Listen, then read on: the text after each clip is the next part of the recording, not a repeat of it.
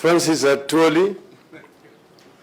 What he forgot to tell you was that he's also a cousin to President Barack Obama.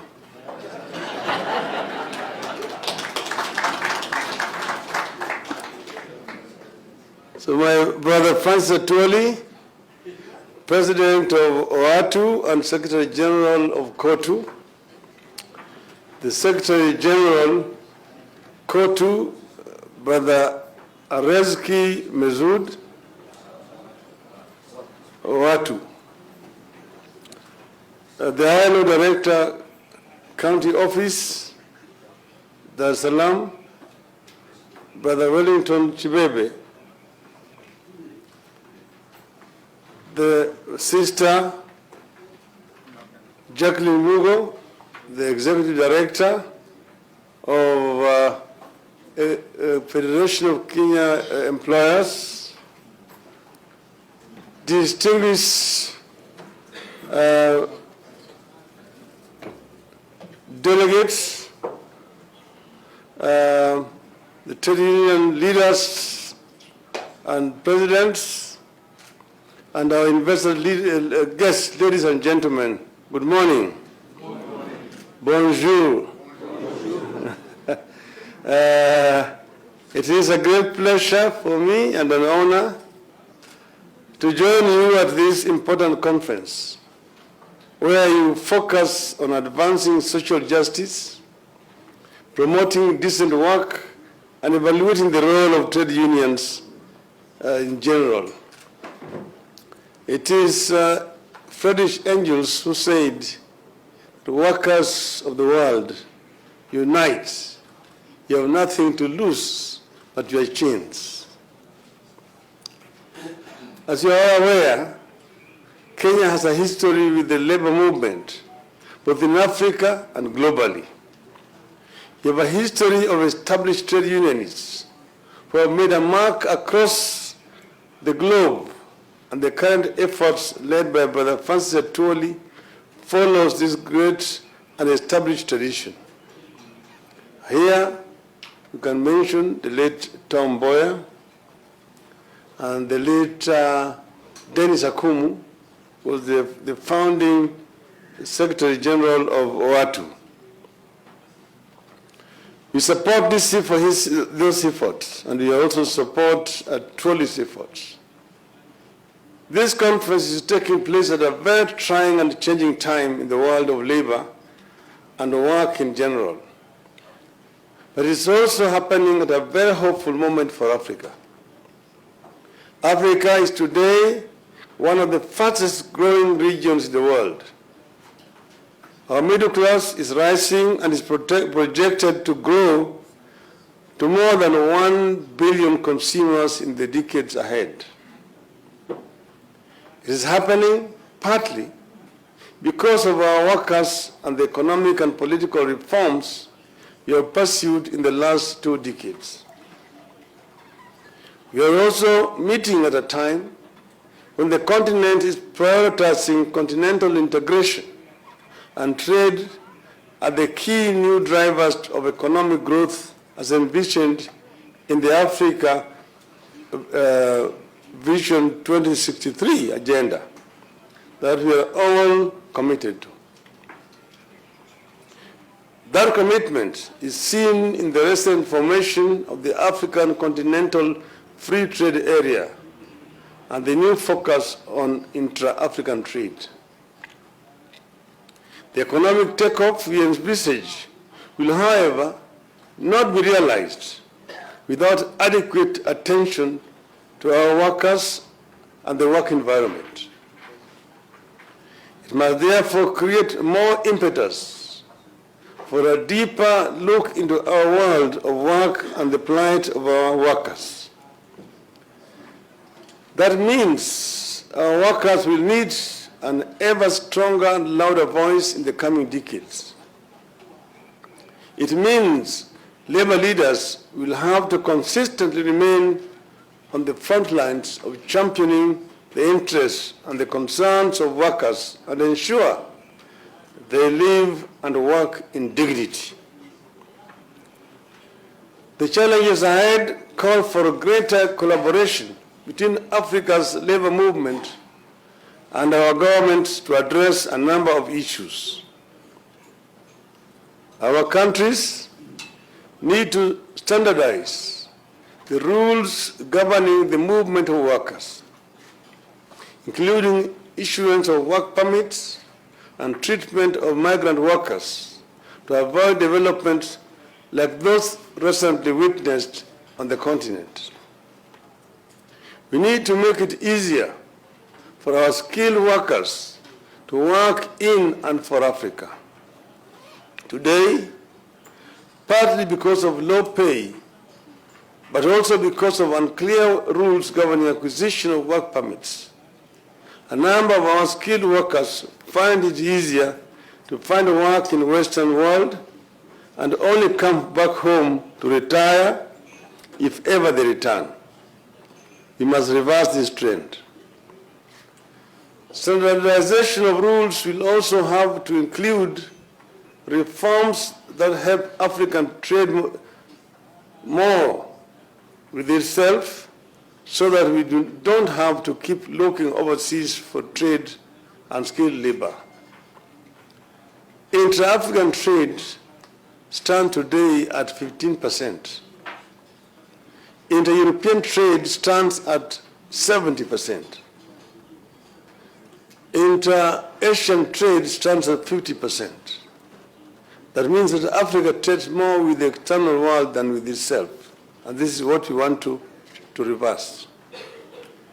It is a challenge that our labor leaders must consistently tackle by working in close consultations with our governments. When we trade more, we create work for our people. Labor movements will also have to work with governments to ensure a speedy modernization of our customs and border crossings to make it easier for us to trade with each other, for workers to move from country to country, and for investors to set up shop and provide jobs. Clear rules of engagement will enable us to see each other as partners rather than competitors in the grand plan to make Africa great and competitive. Often, the unfortunate happenings of struggling Africans turning against fellow struggling Africans are never government policies. Such happenings result from frustration with the inadequacy of our economies and the smallness of the ugali.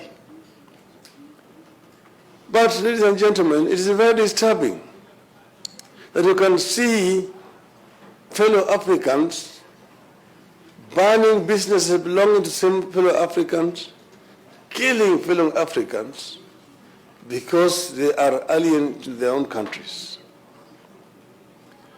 Where this conference is taking place, this hotel, down there's a thorn tree restaurant. That thorn tree restaurant used to be known as the South African Corner. That's where the South African exiles used to meet, in that place. It is therefore very disturbing that today South Africans would be killing fellow Africans who have gone there. People who have been liberated from apartheid with the efforts of all Africa. This is completely unacceptable. It is a shame on Africa that this should be happening on our continent. And therefore we've urged our fellow the leaders in South Africa to rise up and wake up and walk the talk. It is not only enough to condemn such acts, but very decisive action must be taken to ensure that there's no repeat of those kind of acts. It's shameful. We condemn racial discrimination in the United States. When fellow black people are being lynched for no other reason other than that they are black. Yet you can see this discrimination of black on black is just as appalling as white on black or yellow or blue and red on black. We want to change Africa, and I'm talking here as a Pan-Africanist, and I'm not Afro-optimist.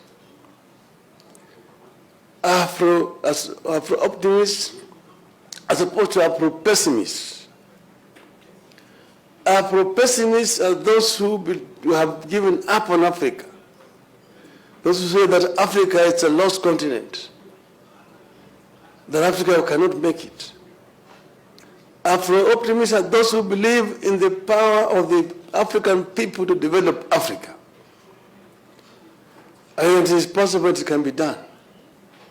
And that's why the AU has come up with the Africa Vision 2063, which is aimed at transforming Africa completely and making this continent an African continent.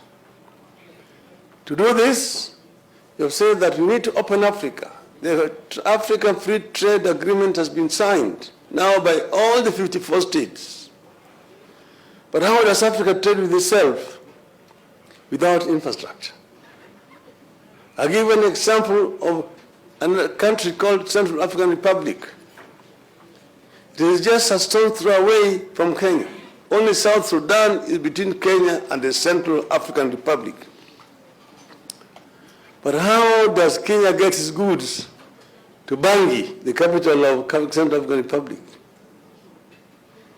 There's no infrastructure. So you have to put it in a ship in Mombasa to go around the Cape, then along the West African coast to Cameroonian port of Douala, then by truck again all the way to Bangui. The French are there before you. And that's why in Bangui, they drink Kenyan coffee, they drink Kenyan tea, christened as English breakfast tea. So we need to transform Africa, and the African Union has come up with several infrastructure projects. The highways, the railway lines, the high-speed railway lines, the free air transport, as well as water navigation and fiber optic connection across the continent. The Trans-African highways, one from the Cape to Cairo, another one from Tripoli to the Cape, another one is from Dakar in Senegal through N'Djamena in Chad to Djibouti, both highway and rail. Dakar to Lagos and Lagos to Mombasa. Then we have got the high-speed railway lines, one from Beira across southern Africa to the port of Walvis Bay in Namibia, and another one to Huambo in Angola.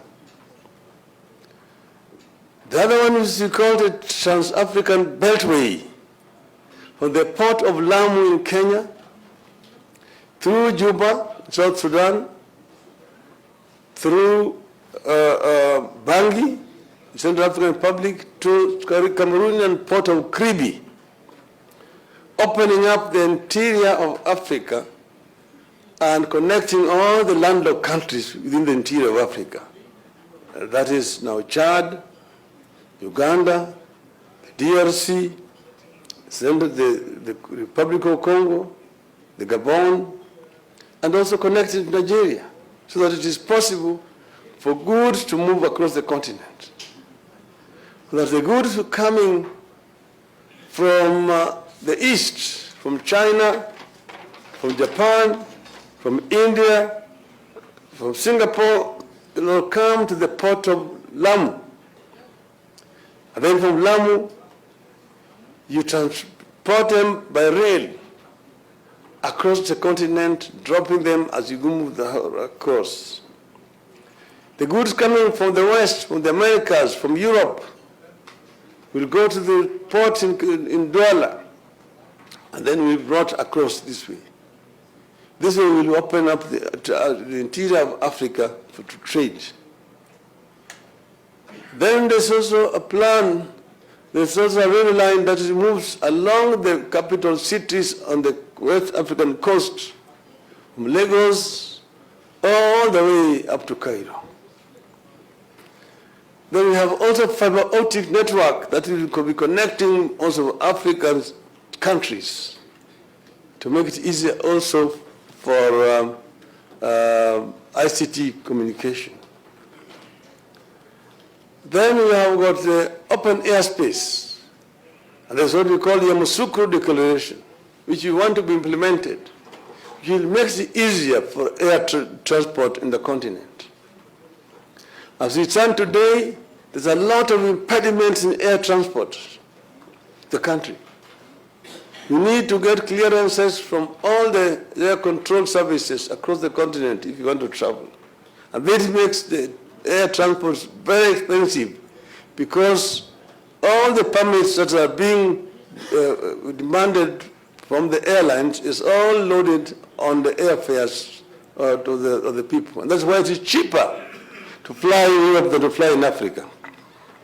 Europe has got one European air control. In Africa, you want to fly from Kenya to Nigeria, you have to get clearance from Ugandan air control, from DRC, from Central African Republic, from Republic of Congo, from Cameroon, and then Nigeria. That's the kind of bureaucracy that we want to remove so that we have one continental Africa air control. The other one we're talking about is the waterways transport.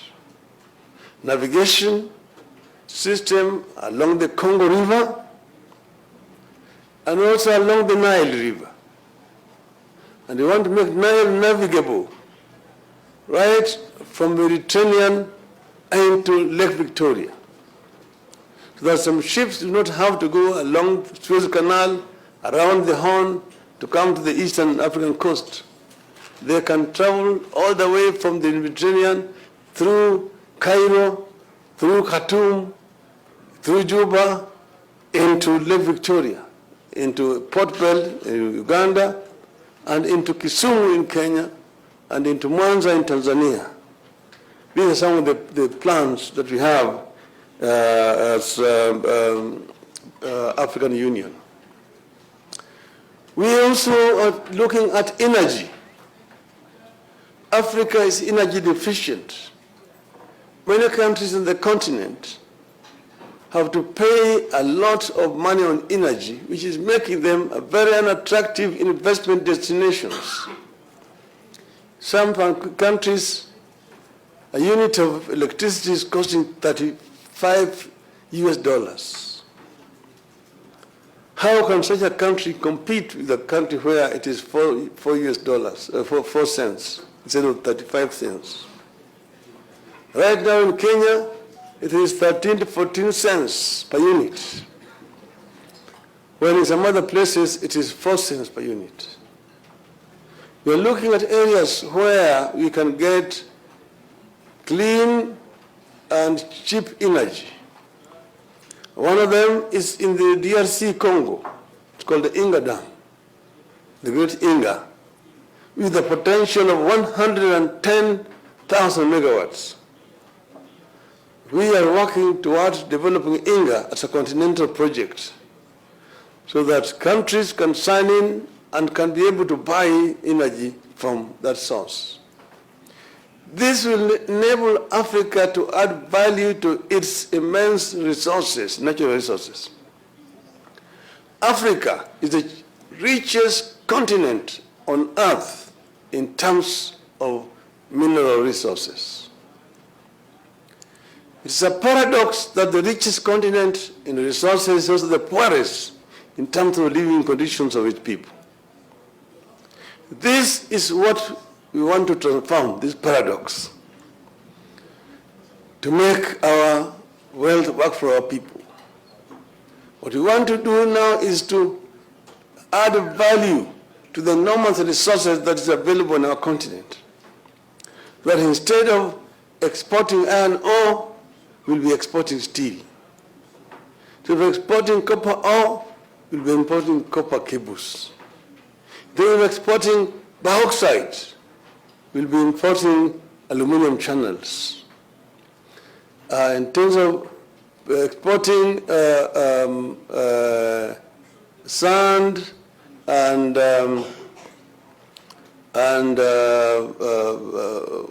calcium and so on, we'll be exporting glass.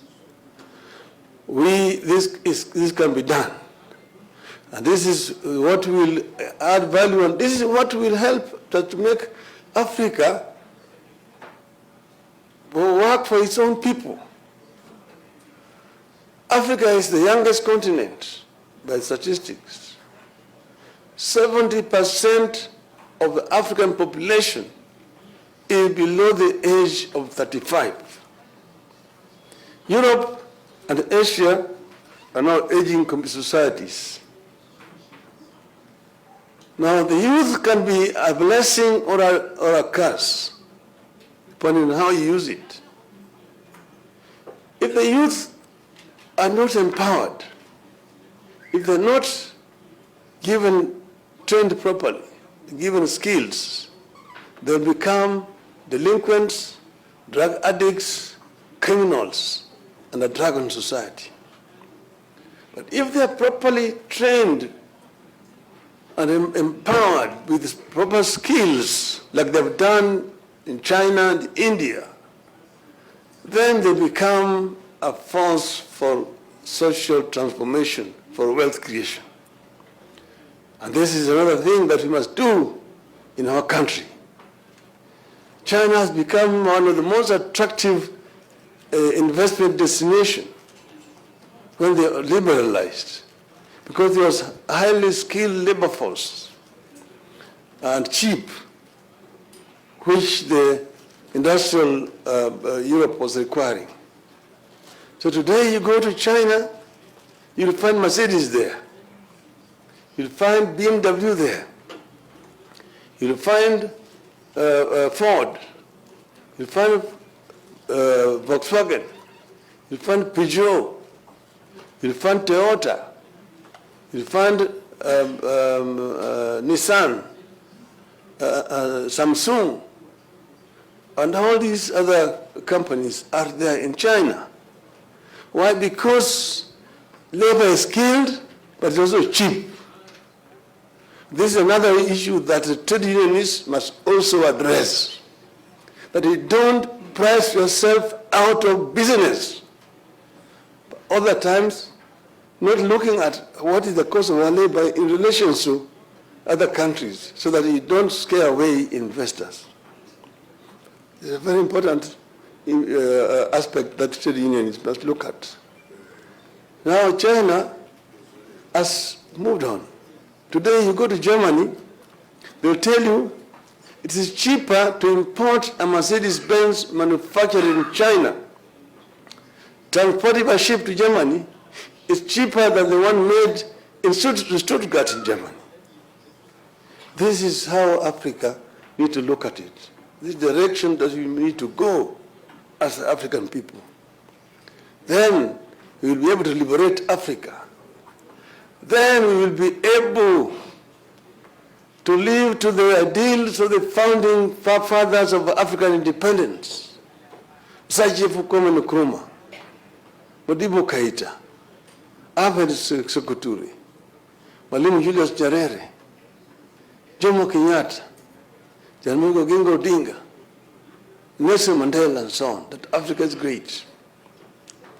And I want to conclude by telling you a story of the African lion. The African lion is talking to the Asian tiger. And the African lion is telling the Asian tiger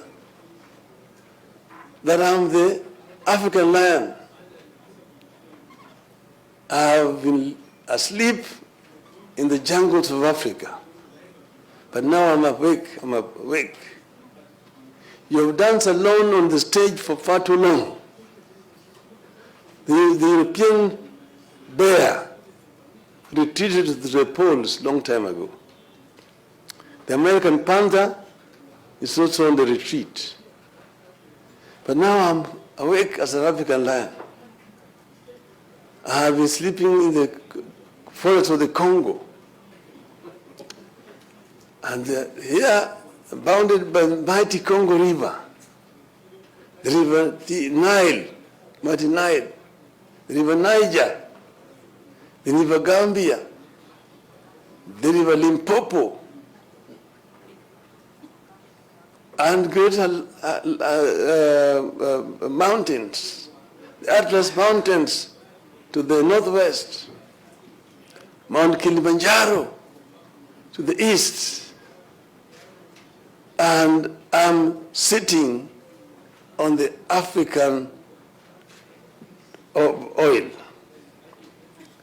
African diamonds, African iron ore, African bauxite, African molybdenum, African copper ores, and so on. And now I'm determined to transform all this wealth into prosperity for my people of Africa. And I will do it and claim the 21st century as truly an African century. Thank you very much, ladies and gentlemen.